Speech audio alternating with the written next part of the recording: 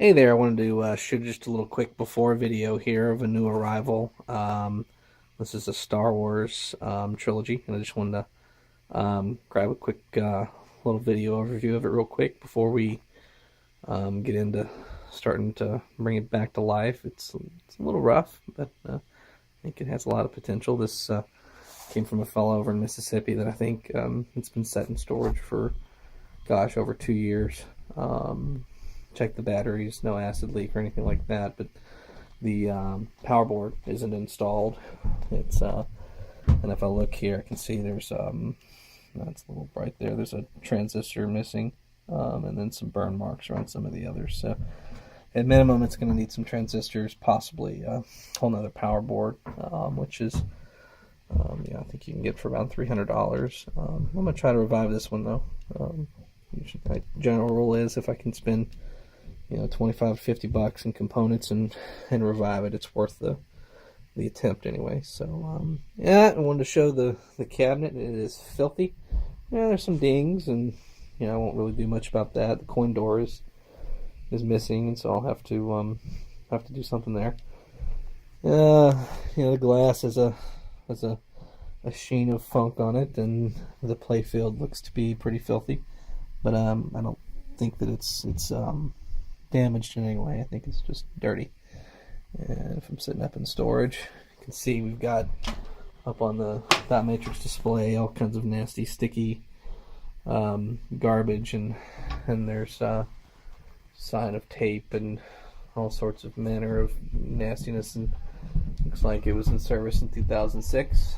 And here's behind the board here. We're missing the fluorescents because those are apparently hard to keep for some reason.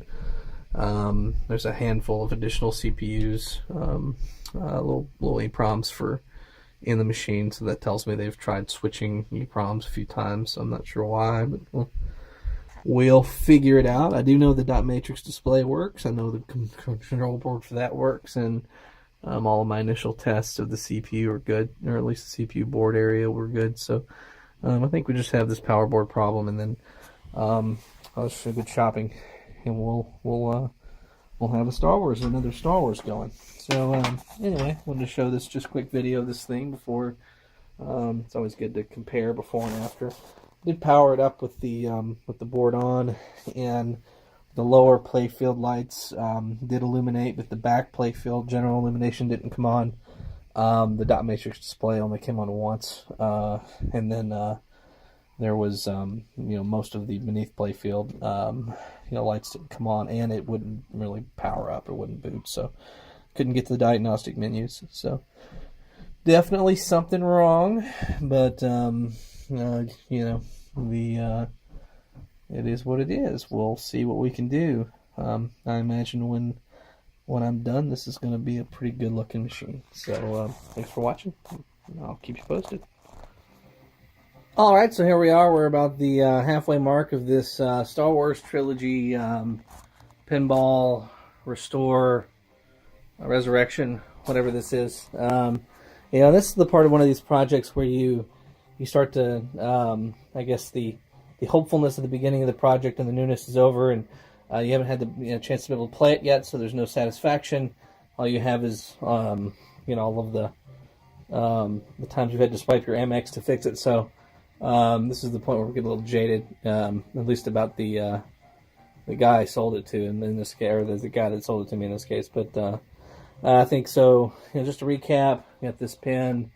I talked to the guy for about a year, and we just didn't come together. Then I guess he got sort of desperate for cash, and then so went ahead and bought it. And so Star Wars Trilogy isn't known for being a fantastic pinball, but it's Star Wars, and I have the arcade game that matches it, so I'd like to have the pair. And this guy, when he told me about the pin, he said that it had been wrapped in plastic and that it was in really good condition, and that all it needed was a $2 part. And what he was referring to is one of these little transistors here, and this isn't the board that was in it. It came with the original White Star Sega board. This is a Rotten Dog that I use for as a temporary while I work on the other boards. And what had happened is, I guess it's like Q5. It's one of these transistors, and they had tried to fix it, and they did just a really just terrible job. When you flipped it over, there were a lot of burns, and there were some lifted traces, and the little pads on the board, the little solder pads were gone, and so and the White Star Sega Power IO boards have really small traces, and so they're just really difficult to fix once someone's messed them up. Fortunately, there are folks out there that are much better at me at that, and one such guy is a guy named Clive from Coin Op Cauldron, and so we send it off to him, and he'll do his magic and bring that thing back, and then you can see the CPU is gone.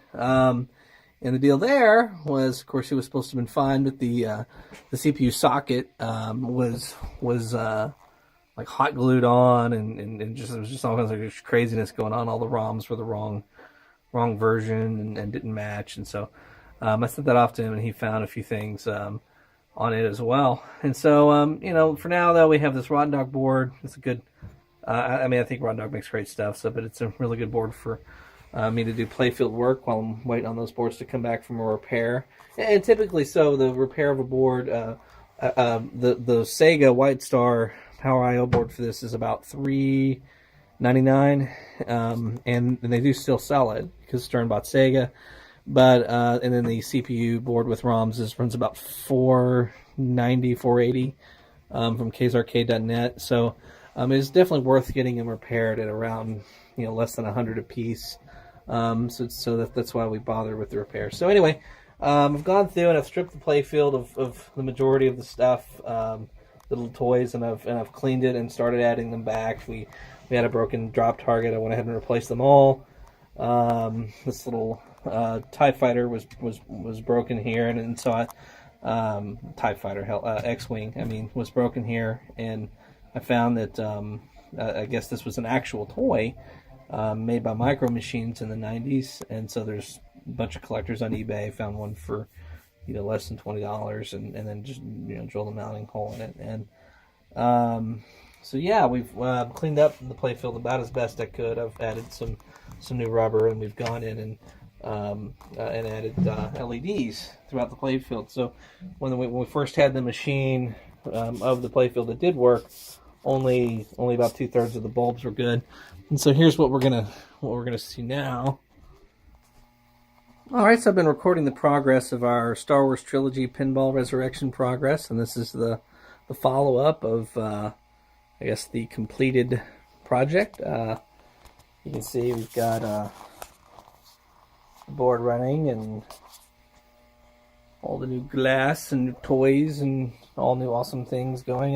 Went ahead and I stole some of the artwork off of the DVD trilogy set and made some custom instruction cards. And then I used, of course, on my Data East machine, pinballrebel.com had some really cool cards. So I sort of took a cue from those and made some new ones, some fresher ones. So yeah, this machine was a huge pain in the ass to fix.